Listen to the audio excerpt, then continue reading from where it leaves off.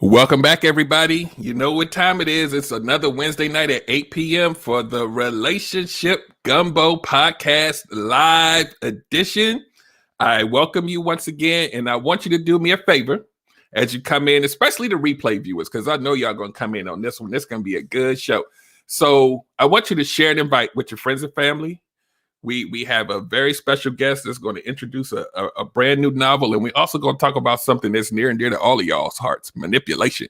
Right? So make sure you come in. Make sure you say hello. We love engagement here on the Relationship Gumbo Podcast. So make sure you ask questions. Make sure you make comments. Make sure you say what's up.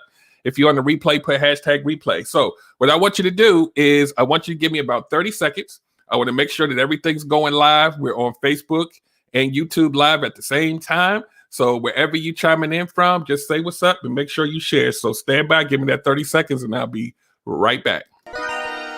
Okay, everybody wants good love, that's true, I know. Derek Jones about to break it down with the Relationship Gumbo. Welcome to the podcast. Ain't no doubt we all need this, ayy, cause better relationships need better ingredients, ayy. So if you want better relations, it's about communication, finding love, staying together. We all wanna make it better, yeah. Derek Jones the host, your relationship coach. Thank you all for tuning in. Relationship Gumbo, ayy.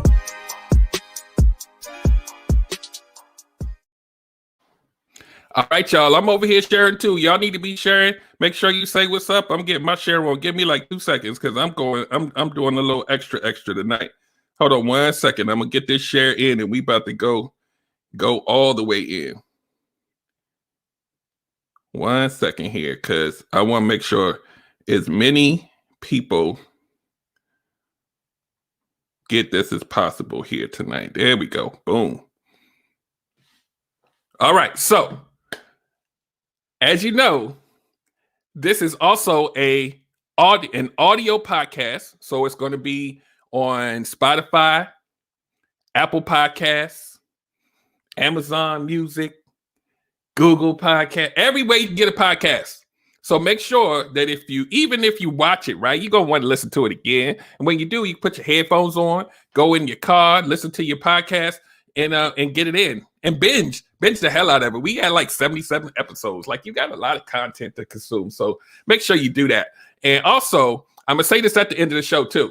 Make sure you follow me on IG, YouTube, Clubhouse. Go to relationshipgumbo.info. Get all of that information so you can link up, because some change is about to happen. Make sure y'all go there. I'm telling you right now, it's going to be worth your while. Make sure you go there. So without further ado, since this is an audio podcast, if this is your first time here, the way this works is I'll pause for 3 seconds. I'll start the podcast, and at the end of the podcast, I'm going to pause for another 3 seconds so I can chop both ends so that you guys can have the best content possible. So without further ado, give me those 3 seconds and stand by. And welcome to another episode of the Relationship Gumbo Podcast. My name is Derek Jones, and I am your host. I'm a certified life and relationship coach, a strategist, an engineer, and a mental health advocate. And tonight, number one, we're talking about manipulation. So that's already a juicy topic, but we also have a special guest I'm going to introduce to you in a second. We're going to talk about her new book because I heard it's pretty juicy. So we're going to see. So tonight's guest, not a stranger to the show. She's been on the show many times. Miss Maya Avery is coming on, and she's been from the first time we talked on the phone. We talked about the show. We talked about stuff, and we just been, the energy was just, I think we connected, and we still friends to this day. And now that she had this book coming out, it would be a travesty if I didn't bring it to y'all, because everything she does is amazing. So stand by 1 second. Let's get her up here and let her tell you a little bit about what she got going on, guys. So hold on. Hold your horses. Hold on. We got to get her on. Now she off mute. There she go. Welcome back to the show. Welcome back to the show. Look, I got to get my good side, y'all, because I didn't comb my hair on this side. I just combed this side, just making sure y'all see the good side. Hello, Derek. How are you? Thank you for having me again. I'm so excited. I know, first of all, welcome back. And second of all, you just something new just happened, I think, yesterday. So I want you to tell people just a little bit about it. Then we're gonna talk about a little bit more on the other side of the intro. So let me tell y'all what happened. First of all, I got this good book. Yeah, I have my uniform on. This is my new uniform, my shirt. The title of my book is called Being Delilah. It launched it was released yesterday on Amazon. You can always go to mayaavery.com to look it up. I'm a first-time author. And the reason why I did it is because people said that I couldn't, and that they also said that it was so many negatives against it. I was like, you know what, let me try it. Let me push myself to the grain and do this. But also to expose those intimate parts of like who we are or who I am and people that I know as women and how we grow. So with that being said, again, my name is Maya Avery. By trade, I'm a social worker, also an entrepreneur. I'm a transformation coach. So I teach people how to be their best selves through healing from the inside out. So I'm a transformation coach. And then, hello, everybody. Everybody's watching. Thank y'all. And in addition to that, I own, no, I don't own it. My children own Hem and Garb, a boutique. They just need for me to invest in. I'm their private investor, but they don't want y'all to know that. So I'm an investor. I'm an investor as well, but I'm excited. I'm an author. I'm happy about it. I kind of don't believe it yet. I'm like, okay, so what does this look like? Because I'm anxious to hear the reviews from the book. Mm-hmm. And some of the people that I see that are watching, they've reviewed like an excerpt from it. So I want them to like chime in and give their comments about it. Yeah, so I'm anxious. I'm excited. So a couple of questions about this new venture. Mm-hmm. You said you did it because people said you couldn't. But do you feel like this book has been brewing way before you even kind of took this on? I believe that we all have a story to tell, right? And everybody's life is a story. And it's all about what you make it. So we have good, bad, indifferent, ugly, positive, or negative outcomes from our story. It's all about what you're willing to expose about yourself and who you are. I was told, because I started writing this book over 3 years ago, and I was told that if you want a bestseller, write about the most uncomfortable thing or flaw that you have to deal with. And of course, I wrote about that thing and I had to embellish it, but I still identified the flaw of manipulation and being deceitful, or what have you. So to answer your question, yes, it's always been there. It's just about putting pen to paper, making it happen, and having confidence and not walking in fear. So next thing I want you to do, because we're going to talk about manipulation in general in a minute, but so my next question about the book is, can you give people like a little like brief synopsis of like what it is and maybe like a little bit about what it's about, like a little teaser? Okay, so if you guys go to, first of all, for those of you who are not following me, please follow me, Maya Avery, on Facebook and or Motivating Force on Instagram. You'll get an opportunity to see the reels that we put together. You'll see the promo material that we put together. My media team is like everything to me. Thank God for them, because I could not do this on my own. They are really, really working. So what I did was it's a compilation of stories of about 20 women and their stories on dating and using men. So it's just this one character. Her name is Charlie. But what we've been talking about and what's been really, really, circulating on social media is this one particular excerpt where Charlie meets this man, right? And she begins to use the manipulation tactics and to use him. But the guy was like buying her everything. Paying for stuff. She didn't know him. She wouldn't sleep with him. She was lying to him. She had a baby daddy. She had a child. She was all over the place. But at the end of the day, he said, look, you going to fuck me and I'm going to fuck you. Oh, I can say it, right? Yeah, you can. We grown. All right. Okay. Thank you. He was like, look, we fucking today. And she was like, nah, we're not. And he's like, oh, we are. She's like, no, we're not. So basically, he was like, we will on one condition. Charlie was like, run me that money. But Charlie knew when she told him to run that money that she had no plans on having sex with him. But what he did was he came over anyway. He blew his mind. He blew her mind with their head game. And then he disappeared. Like she disappeared. She was like, okay, fuck that. I don't want to have anything else to do with you. And she changed her number. Back this book was written like in the late 80s, early 90s. So when she changed her number, there was no text messages, so he was sending letters. So he stopped. She stopped accepting his letters, sent back to sender, and he showed up at her house one day about 6 or 7 months later. When he showed up at her house, he told her he confessed his love for her and how disappointed he was in her behavior. However, he found new love and he found it in someone else. And the person opens the door, and the love that he found was a man. And yeah, it was a man. And so he asked her.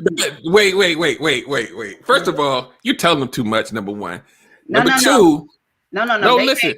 Yeah, I get what you said, but they ain't saying that. I know. This is nothing. But the video thing, she has like this little video like clip thing. Now it makes sense that you say that. Now it makes sense. Now after seeing it, I got it, but now I get it. You get it. Yeah. And so when you see the reel, so what I'm gonna do with those reels is take parts of the book and create a reel. And so you have to read the book to understand the reel, right? So if you don't read the book, you won't understand the reel. But most of the people who've seen the reel, they understand it because I emailed them I emailed them or text them the excerpt from the book. They was like, oh, okay, so now I get it. But not only that, so Raph then asked her, his name is Raph, the character name is Raph. He asked Charlie, would she be his best woman at the wedding? And so now we're trying to figure out, like, what does Charlie say? Why did she say yes? Did she say no? What happened at that point? But Raph was just one of the many men that she was acquainted with, and he was only one, so he meant nothing to her or whatever. And then the story goes on and on and on. But that's a part of the excerpt. So basically, this book is about a young lady named Charlie that learned like being manipulative, being deceitful, using men to get what she wants. She was the HBIC of money, sex, and lies. And then all of a sudden, something happens. This big thing happens in her life to where she's on the run, and it's a life or death situation. And we're trying to figure out if Charlie's going to get out of this because you can only use so many people. Right. What I love about the commentary is when we were reading the excerpt, so many people trying to guess like what happened. Well, did she go to the wedding? Did he try to kill her? With so many questions. I was like, well, you have to read the book. I don't know. I don't know what happened. Child, I don't know. Wow. I'm sold. My book comes tomorrow. So, and I'm gonna be honest. Let's be honest, guys. This type of book, it's not really in my library, but I'm gonna read this one. Because I think the details of it, even just me being a relationship coach and just getting some of these beats, I'm gonna read it. I'm gonna go ahead and get that in. I think you should. This is the thing. So I think everybody should order the book. I was told that being a new author that I wouldn't be able to sell 500 books, right? But I want to go ahead and dispel that. I will sell 500 books in a week, being a new author, in the name of Jesus. Now, I'm a Christian too, y'all, but I like to cuss, but don't judge me. Anyway, I'm a cussing Christian. That's what I do. And I know how to pray. You have a comment. Somebody, Liz Maldonado says she sounds great. She just ordered. See? So you my girl. That's my new BFF. Liz, you following me on Instagram, girl. Go ahead and follow, child. Go ahead and follow. Hold on, let me So I have another question too about this book. Even though you gave us a lot of meat, I want to know a little bit more about process. Like you said that. So I guess my question is, if you could give a percentage of who Charlie is, how much of Charlie is you? You knew that was coming. Look, I'm saying chapter 1, chapter 2, chapter 3. It ain't but 10 chapters, chapter 4. Because I know it's not all you, but I know a little bit of it probably has. You got a bunch of other kind of, inspirations. Yeah. About 40% of the book is me. Okay. And so what I'm planning to do, so I'll start doing my book tours in April. And after the book, like, get out, because I have big plans for this book. Maybe June, July, I'll share more about parts of the book that's me. And people quite naturally, their thing is they was like, oh, the first perception is, oh, Charlie is a hoe. She's a thought. Well, she might be. I mean, if that's what I might be a hoe. I don't know yet. I don't know. I don't know if I'm one. It depends on how you define hoe or whatever. But the question that most people don't ask is, how did she become who she was, and why is she that way, right? And what's the environment that she was raised in? What stimulated that behavior? So about 40% of it is me. It is very relatable. I do understand it. The people that I interviewed for part of this book or talked to, I know them personally. They're intimate, and all you have to do is give me a synopsis. And it was very simple. Like the rap guy, the girl who's doing, a young lady that I know, rather, she just said, yeah, I was dating a guy for 5 years and I wanted us to get married or whatever, and he would never marry me. Then I found out that he was in love with a man. That's all she told me. And I wrote a whole chapter about it, or whatever. So that's how the book was like, oh, we can bring this book to life by adding that and doing this, But that, what I just shared, was only like 2 pages of this 140-page book. Right. Yeah. So. Yeah. That was a lot in 2 pages, though, right? Like, yeah.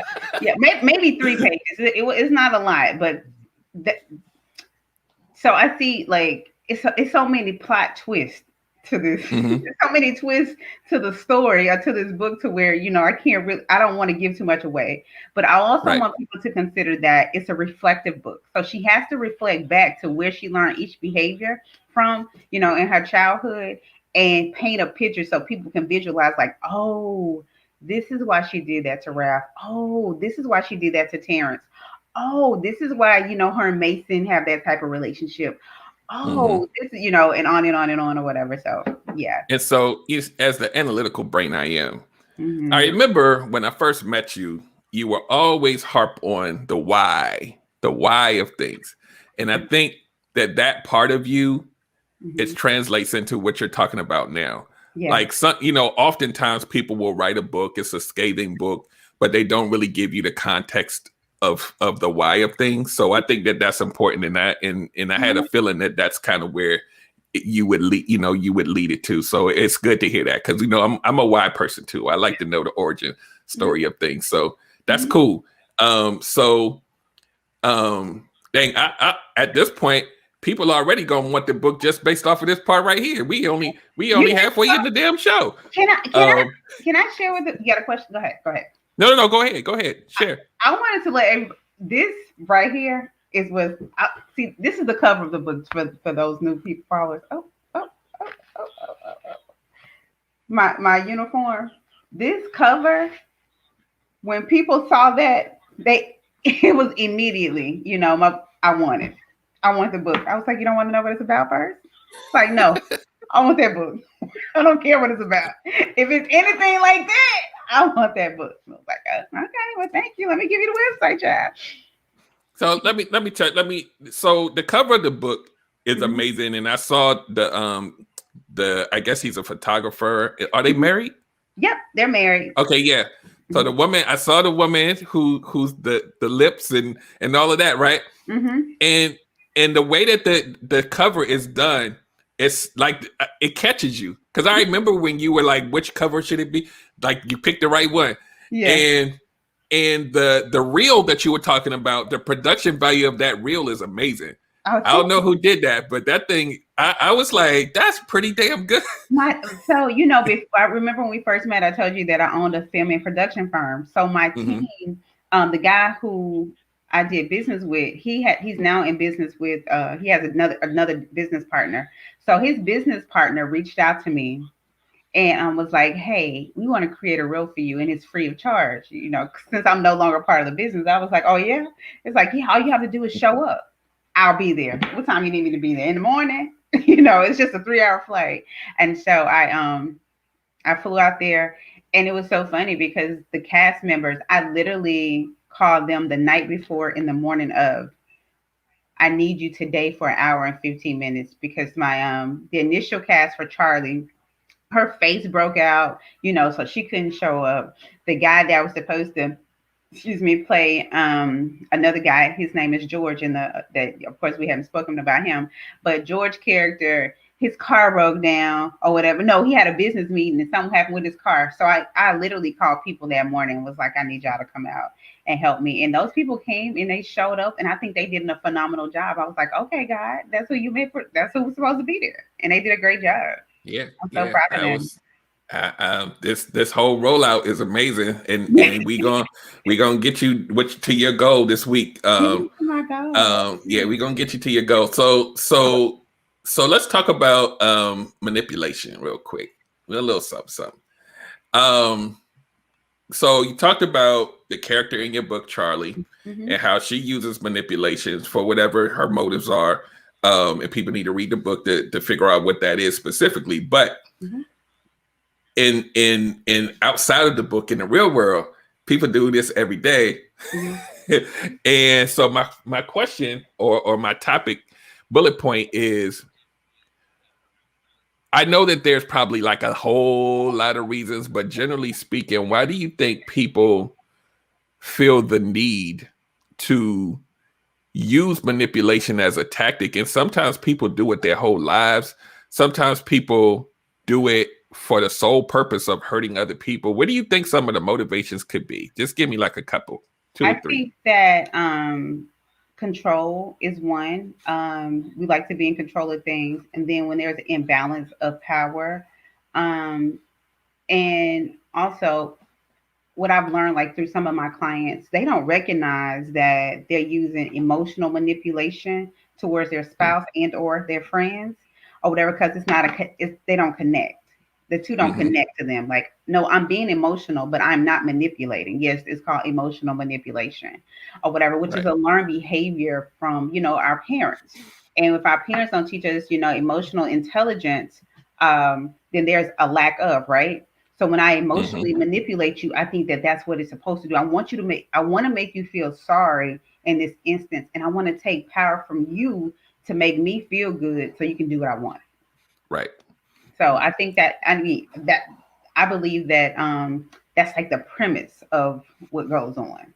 Yeah. And I think, I was thinking about this earlier today, and I don't try to use this word loosely like a lot of people do, but a lot of times, a lot of this manipulation has some narcissistic tendencies wrapped around it, where the empathy is like, it's gone. Right. And then you gotta kind of ask yourself, like, at what point did I lose that part of me that really like gave a damn about people? Or did you ever, right? Depending on where you come from, you might have never even known what it felt like to care. But narcissists typically don't know that they're narcissists. I will say, according to study, that we all have a percentage, whether it's 1 or 100 or 99, percentage of being some type of narcissist, right? We have narcissism. But if you're over, like, I think that the cap is like 28%, don't quote me or whatever, you're unaware of your behavior. Yeah. And it takes a licensed therapist if you're willing, because narcissists not going to go see therapy. They're like, no, I'm good. I'm perfect. You're the problem, or whatever. But if they do get an opportunity or open themselves up to get to that space to say, hey, let me recognize my flaws and what's in me, then they'll see that.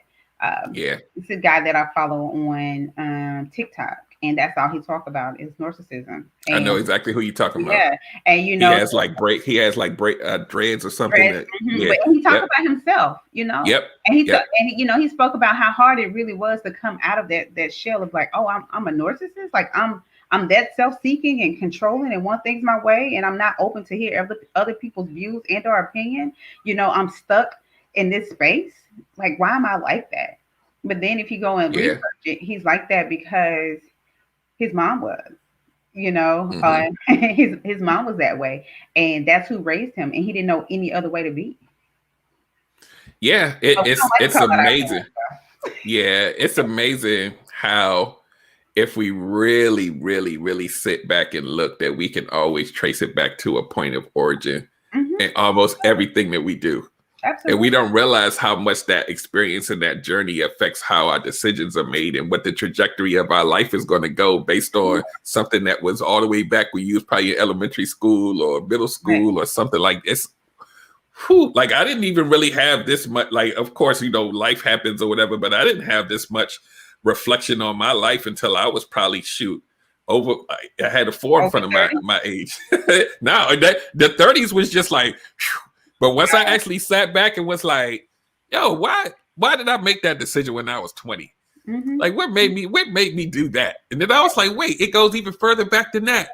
Yeah, it does. So and see, in the book, Charlie, she talks about like where her behavior started, and then she gives very, very vivid, clear examples of what she saw growing up, and I think that that's important because I pay attention to my children. Literally, I was crying a couple of days ago. I was like, because my oldest child, I tell everybody, she's 25. They're all up. I'm like, oh girl, your mama messed you up, didn't she? Oh, I feel sorry for the man. And you like, how can we fix this? But it's the art of forgiveness and her knowing who I am and me knowing her and being able to work through those things. Because, when I was 25, I couldn't tell my mom about her behaviors and, her personality and how to me, I couldn't. Now, as I've gotten older, we can talk about different things, and I have a better understanding of why she responded and the way she reacted and what she did and why she did it and how she did it. I just didn't like it, and because I didn't like it, it was an issue. But it wasn't that I didn't like it; it was the delivery of that thing, and I think that that's where the issue come in from how we're delivering, the message, which caused me to be like, "Oh, I'm supposed to deliver it like that to my child," and now my child is like, "Nah, sis, no, you don't." She giving me resistance, at 8 and 9. I'm like, why are you resisting me? Like, this is what I'm supposed to do, and then with my father, the same, same with him or my aunts or my uncles, anybody, I just took on those behaviors and they weren't necessarily positive behaviors, but I'm such a much better person. Now at 10 years ago, I was 34. That's when I started searching for myself and like, okay. Oh, you got to do better as a human being. So, my daughter was like 13. I apologized for the second time. And that's when our relationship got better, but I had to it was 13 years of damage I had done at that point, Yeah. Yeah. And the point I want to touch on that you talked about too was the word controlling. Like we're talking about manipulation, but the layer beneath that is a lot of times when people manipulate other people for their personal gain and they want to have control for whatever the reason is. It's almost kind of like, and we talked about, narcissistic tendencies, and some people can actually be narcissists, but it's like we talk about narcissists, we talk about the narcissistic supply, like they need to keep feeding it. And so it's almost like for a lot of people, the manipulation is almost like they high on drugs, like they need it. They need to keep doing it in order to feel a way. And then when they stop, it's like, wait, I need to keep doing it. And it's like, it's almost like I talk about this all the time, but it's almost kind of like, because I had my stint, right? A lot of us have, but it's almost kind of like I always equate it to something that's a little more harsh, but it's almost kind of like a serial killer. Like they have to keep going. And it's like you hurting all of these people. Well, they're killing, but you know what I mean? You're hurting people along the way, and you're not really giving a damn about the fallout. And that level of manipulation and like I said, narcissists and people who just generally need to do that. And like in the example that you gave about Charlie wanting to, get money out of a guy and doing all of this kind of stuff. Like we've been seeing this forever. Like people she wanted everything. Charlie wanted everything. She didn't stop with money, child. She would have taken somebody's heart, their liver, kidneys. But go ahead. Yeah. Dr. Carla from Facebook says the opportunist and the Jezebel spirit all in one. She says that's a narcissistic sociopath. Yeah. And the thing about it is, like, we have these terms, but people be rolling every day in the street and you would not even know to like say that that's what it is. Right. But it's out here and it's running rampant.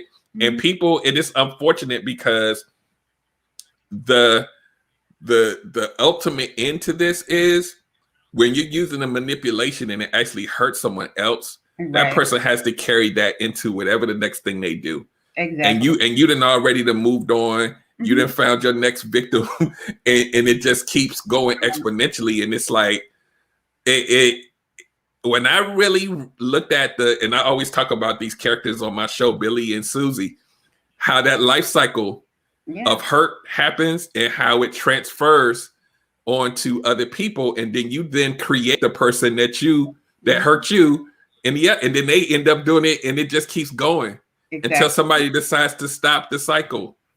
Mhm. That's But somebody have to decide to stop, So for me, like that 60 or 65-year-old, like how do you tell? Because I have a client now and I'm trying to convey, like, how do I share with this 64-year-old mom who's been a mom all her life since she was 14 years old, that the way she's done things is wrong. Because sounding wrong, I mean, that doesn't feel good. What you mean I'm wrong? Like, it worked for me. Don't you see my kids? I was like, yeah, they all hate you. They don't like you, but they're successful in their own right. They don't have to like me. Yeah.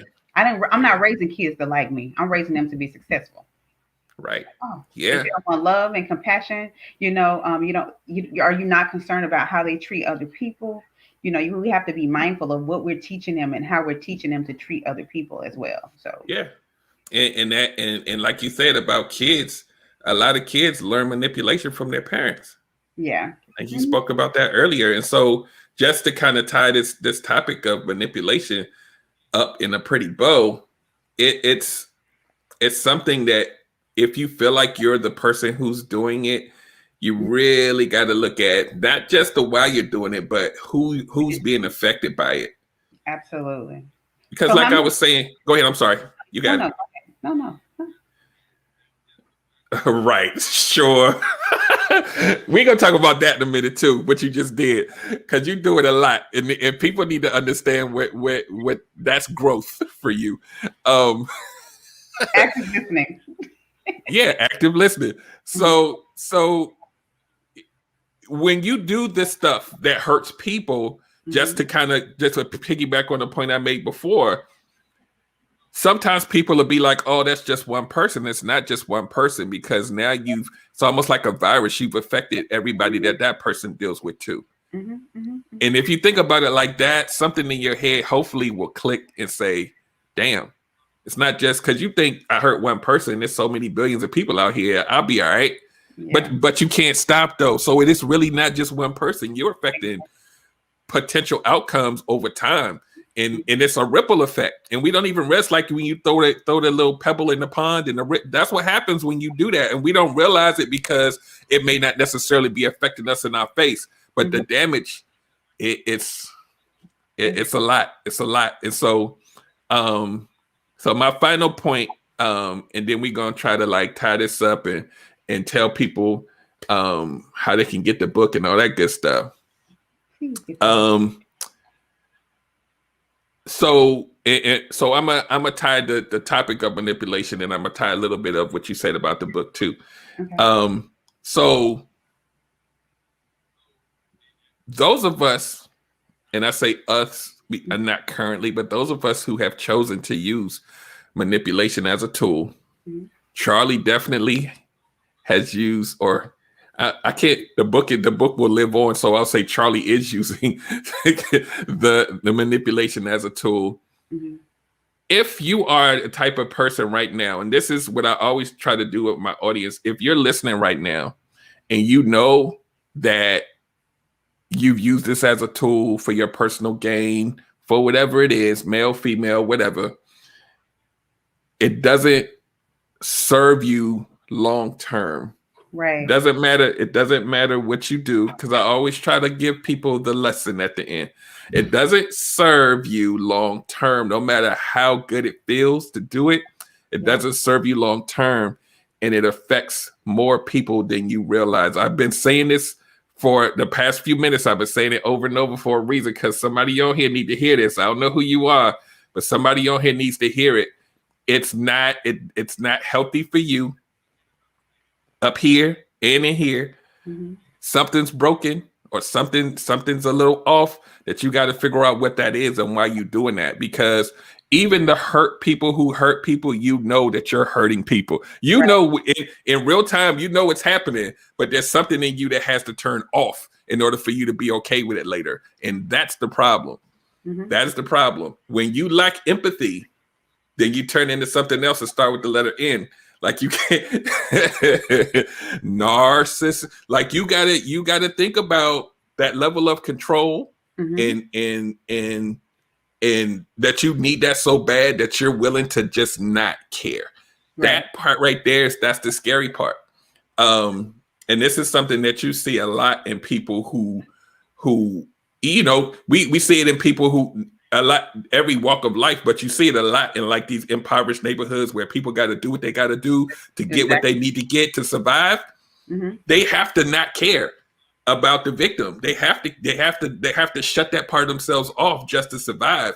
But there's always a price to pay at some point. You just don't know what it looks like today. So you're like, I don't feel it right now, so let me just keep doing it. Exactly. It's not good. So you said you were bring up something about me. Oh yeah, hold on 1 second. We're gonna get to that. Okay. Dr. Carla from Facebook says people get hurt. Counseling and deliverance is a requirement. Sometimes you have to show them who they are. So sad. Yeah. Sometimes you gotta check them and be like, hold on, man. And this is I'm gonna make this little point that we're gonna talk about the active listening thing you just did. When she said you reap what you sow, what we have to do as family members, as friends, as loved ones, is we have to hold each other accountable when we see this stuff happening. Right. And it just doesn't. You know what I mean? Like if you know that you got somebody out here that's continually perpetually hurting somebody, we just like, oh, that's just who they are. We have a larger responsibility, people. I know I'm the old man up here talking with the little gray hairs, but we gotta do better. We gotta do better. I have a question. Excuse me. So how I know how I do it, but how do you make suggestions for like a person that's a narcissist? Because like I said, we're talking about narcissism and manipulation, which is they go hand in hand. But like I mentioned earlier, narcissists aren't aware. They're not aware of like who they are. Like they don't want to identify with that term because it's a bad thing. Is it certain types of skill activities that you do for a person to acknowledge and or see a part of narcissism? Like how do you go about doing that? Well, I'm gonna tell you the bulk of it. In your training, but give me a little bit. Yeah, well, no, it's not even that. A lot. If somebody's really like hardcore, that's not even in my wheelhouse. Like they got to go see a real bona fide counselor or a therapist, because some people, like the guy you talked about on TikTok, they actually get diagnosed with a disorder because it's so insane. But for me, it's really about, because sometimes, as you know, because you do coaching too, sometimes people need to hear it from a different voice. Sometimes people need to hear the information delivered differently. And so what I'm good at is parsing out the pieces of information that you give me, and then I deliver it back to you in a way that you can actually digest, and it makes more sense. I'll pull out some props if I need to kind of show you, like, you gotta, like, sometimes people just need to see it in a different light. Like it's the same concept of how a lot of pastors do in church. Some things you just don't get, but then when they give you that analogy or they say it a different way, you be like, wait, I get it now. He's talking about me. And when you do that with people who have because these problems a lot of times don't go away because the person doesn't understand. Like you said, they don't even know that they're doing it. When you put it in their face, like you said, if you give it a name, they're gonna be like, hell no, that ain't me. But when you walk through the behavior and you say, okay, so what did you get out of that? Like you got to really step them through the behavior so they can be like, wait, that is me. And once that light bulb goes off, then they have the opportunity to make a decision whether they want to start working on it or they want to just keep being an asshole. It's funny that you say that, because you know the analogy that you use about the pastors, because I'm going back to the cover of the book. You know, in the Bible, it says a scorned woman, or it may say an adulterous woman. It may be another adjective. It depends on which version of the Bible you're reading. So don't try to quote me. But but it says a scorned woman lips drip with honey. Mm-hmm. And so when you dissect that scripture, you know, that means that she's using the power of manipulation, the power of deceitfulness, you know, the power of lies, or whatever power that's within her, in her mouth, as it drips with honey. And so that's why I had I knew you was gonna do that. I knew you was gonna do that. I saw it coming. Perfect. her lips dripping, you know, with honey or what have you. So because I want the book to connect to like the true stories. Like God is in this somewhere, however, but manipulation, deceitfulness, and like the young lady said, a woman with a Jezebel spirit, you know, a whole thought with how whatever you want to title her, child. It's all in one. Yeah. Yeah. So let's touch on this active listening thing for like literally like a minute, and then we gonna wrap this up. Okay. So if y'all and I'm gonna be honest with you, every time you've been on the show, you did it. And the thing about it is, because I pay such close attention to human behavior, I can see exactly when it happens, and then I see you deflect into the all right. So let me just be quiet and listen. And y'all, when you watch the show back and I call it out, you're gonna be like, aha! You do it so often. You do it so often, Mm-hmm. but I can almost see that it's not your first reaction. You know what I mean? Like it's not your first, like it's literally like a millisecond, but I can see that it's not that you have to be like, oh, let me catch myself. Okay, Yeah. cool, you got it. Let me listen. I can actually see that because I'm like Rain Man with this. I pay attention to the mannerisms, and I'm like, she wasn't about. Did she stop and was like, okay, you got it. No, you go. I want to listen to what you got to say. That right there, for a lot of people, is a skill that is difficult to master. But once you master it, your life will go, like if you're in a relationship, it's like night and day. Mm-hmm, mm-hmm, mm-hmm. Absolutely. Because it's important to listen. It took me a long time. Like I said, I was 34. I was like, I thought you're supposed to argue back and forth and yell and scream because each other out, child. And because my point is way more important than your point. And your point, you feel like your point is more important than my point. And then I had to identify some things within myself. Remember, we were talking about self-reflection and be like, hey, if you listen, people listen to respond, but I want you to hear what I'm saying, right? Mm-hmm. So hear me and hear from my heart, hear my intention of what I'm saying, not to belittle or to scorn you or to hurt you, but for you to get an understanding of why I feel this way. And then I can understand why you feel that way, but I can't do it if I'm doing this. So I have to actively listen to you to grasp and understand, and not listen to you to be like, okay, I'm going to defend my point on this. I'm going to defend my point on that. And he said this.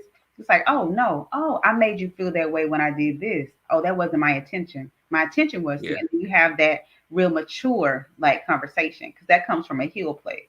Now, the unhealed me, child, would have been like, hold on, Derek. I got something to say. But go ahead, you got it. You know, yeah.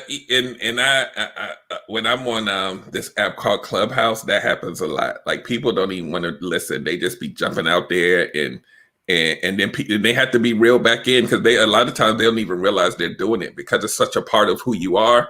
Mm-hmm. And a part of me, even though I'm a communicator, a part of me always wants to get my point off. Like while you in the midst of telling, well, hold on, wait, no, that's not what happened. Like I want to stop the story, put my piece in, and people don't understand when you do that. It no longer becomes effective communication, because then it becomes about you and not the people that's actually sharing. And so I know this is a slight tangent, but somebody on here need to hear this. Right.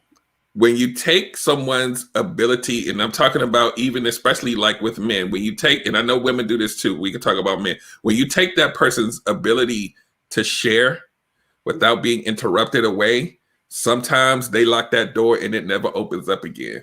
Right. So you got to be mindful of that. Relationships are destroyed because of these little things that we take for granted. We think we just trying to get our piece apart, but what you did was you muted someone's feelings down, and now they like, well, maybe I just shouldn't share again. And then you're like, why won't you talk to me?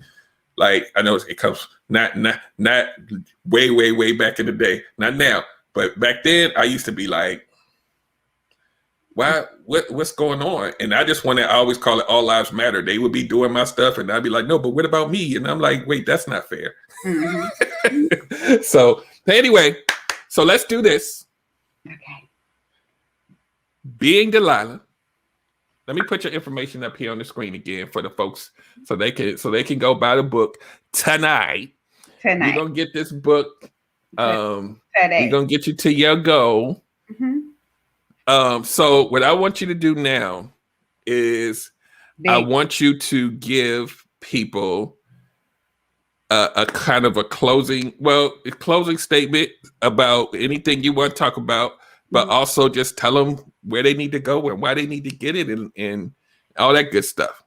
Let me tell them a little bit about me and who I am. For those of you who don't know me, I am like the first in my family to do so much. Coming from a small town in Mississippi, I'm so used to the naysayers and what you can't do, and the certain negative mentality. Like I brought that into adulthood for so long, and I had to stop wearing that shirt of I can't. You know, it's Women's History Month. I mean, I'm a Black woman. I can do anything. The word says I can do all things through Christ who strengthens me. So I got to rely on a source and with, outside of myself. So that's a little bit, about who I am. But like I think I told you this. So I'm the first in my family to get a master's degree. Like that's common in most places that I've traveled to, right? But I'm the first, and I got my master's degree at 34. I'm the first in my family to travel all over the world. I'm the first in my family to pledge to be a part of a sorority, to be a member of Delta Sigma Theta Sorority Incorporated. To be shameless plug. And I'm the first in my family to be an author. So I'm excited about being the first. So many people in Mississippi are rooting for me. And so I have to give Mississippi a shout out because they are rooting for your girl. Buying the book. So I want, and then when I'm working with a publisher and an editor, and then working with other people who said, oh, you're a first time author, don't expect much. And I'm like, wait a minute, I'm talking to. What you mean don't expect much? I didn't expect much when I was younger because they told me that I can't allow you to come into my life now and tell me the same thing that people have already told me, right? So that's going to be a no for me. I'm expecting a lot. I'm expecting for people that don't know me to go to mayaavery.com or go to Amazon or go to Kindle, and purchase and buy the book. That's what I'm expecting. I'm expecting for people who don't know me to attach to me, to follow me on social media, to see my personality and see that I'm consistent in my behavior and to actually like me as a person. And if they don't like me, it's okay to not like me, but we want to respect each other. I'm expecting for this book to be talked about all over the world. Everybody want to know, everybody has some Charlie in them, and to be able to identify that Charlie and to heal and to grow from it. That's what I'm expecting.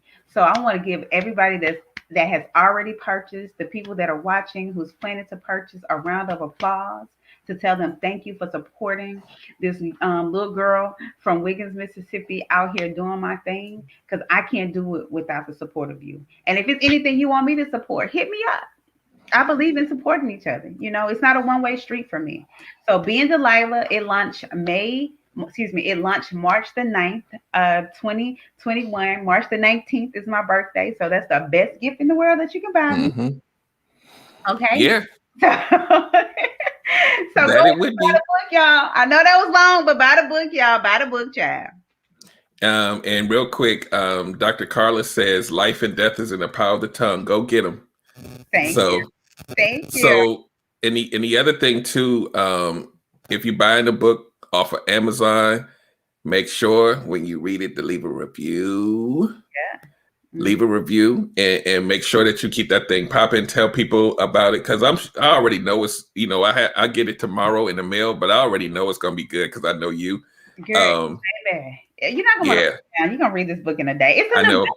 So that's what I'm telling everybody. Go ahead and buy the book. It's not gonna take you 3 weeks to read it. Fella, you're gonna start this book. When you get past page 2, you're gonna be like, what the heck?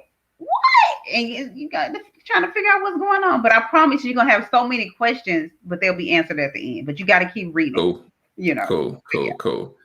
So my last question to you is, I know this is your first book. I know it just launched yesterday, but do you have another one in you that you know is coming after this already? The sequel is already being written. I'm halfway there.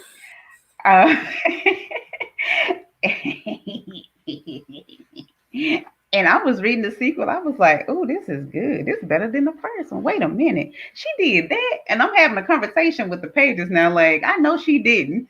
Like, yes, she did. You know, that was the other personality. Michonne was coming out. She crazy. That's the other part of me. So we were having this conversation in my head, but it's bomb. Yeah. And Mrs. Jones from Facebook, Alicia says, congratulations, Maya. You know I'm getting a copy. Yes, you are. So on that note, we're gonna wrap this up. I thank you for coming back. She'll be back again, guys. She's a friend of the show. We're gonna have her back for something else. We definitely gonna have you back for book 2 because book 1 is gonna do some damage. And everybody who's on here, right? When you get the book, this is because I'm your friend. And because I know this is gonna be great. When you get the book, take a picture of you with the book, share that thing on your social media, and link it up to wherever it need to be linked to, so we can get her to her numbers, because we got to support our folks, man. I can't express this to you enough. So I'm glad that I was able to. Go ahead. To all my fellow Christians out there, I know y'all believe in dreams. I keep dreaming about Will Smith. This year I've dreamed about this man like 3 or 4 times, and I keep posting it. I'm like, Will Smith, what you need? I know you need this book. I know what it is. He want to make a movie out of it. I'm here for it. So if y'all know Will, tell him to come out at you guys. You got to speak it into existence. Yeah, speak those things that are not as though they were, honey, and nothing shall fail. Yes, the Bible, my fruit is the fruit of my labor. Right. Mm-hmm. So we're gonna wrap this up. Make sure you guys put this up one last time. Go to MayaAvery.com. Follow her get the book from there. You get a link at the top that says get it on Amazon or something to that nature. So click that link, get it done tonight. And if you're on IG, she's at Motivating Force on IG. And yeah, follow her. And after you do all of that, I need you guys to go to www.relationshipgumbo.info and look at all the stuff I got. Man, just wait. In the next couple, first of all, I'm going to say this again. Say it at the beginning of the show. Follow me on Instagram. Follow me on YouTube. Follow me on Clubhouse. Facebook. And we gonna talk about that. But we make sure you follow me, because before this month is over, y'all going to see at least 2 or 3 things that's going to knock y'all socks off. I've been in the lab. I'm doing a lot. Okay, but I'm doing it because I want to make sure that you have the best experience. I want you guys to get the warm and fuzzies every time you come on the show and get some value out of it. So I love you guys. I'm glad y'all came. I'm glad you came, Maya. You'll be back. And yeah, this was good. Let's do it again. Whenever you're ready, I'm here. You know. So on that note, guys, say it again. See y'all in 2 months. Right. Have your people call my people. We'll figure it out. So on that note, guys, this concludes the podcast. You guys have an amazing day. Please stay safe out there in those streets. I normally call out some cities, but I'm not going to do that right now because Maya's on the show. But we make sure you're safe out there. Take care of yourself and your loved ones, and have an amazing day. Good night. All right, guys, we out of here. Glad you came. Make sure you come back next week, same time, same place. It's going to be another amazing show. Tomorrow, heads up, because I have a pop-up show that I usually do on Facebook called Live from the Inbox. Live from the Inbox is moving from Facebook to IG. So tomorrow morning, you're going to see a post come out. It's going to tell you what time, because it's a pop-up show. Make sure you're there. It's going to be good. And you have the option, if you want to chime in and pop up on the thing with me there and talk about the topic, you got the option to do that too. It's going to be amazing. Told you some things are coming. Make sure you follow me on IG, relationship_gumbo. And we about to have some fun with this thing. So on that note, y'all have a great night, and we will talk to you soon.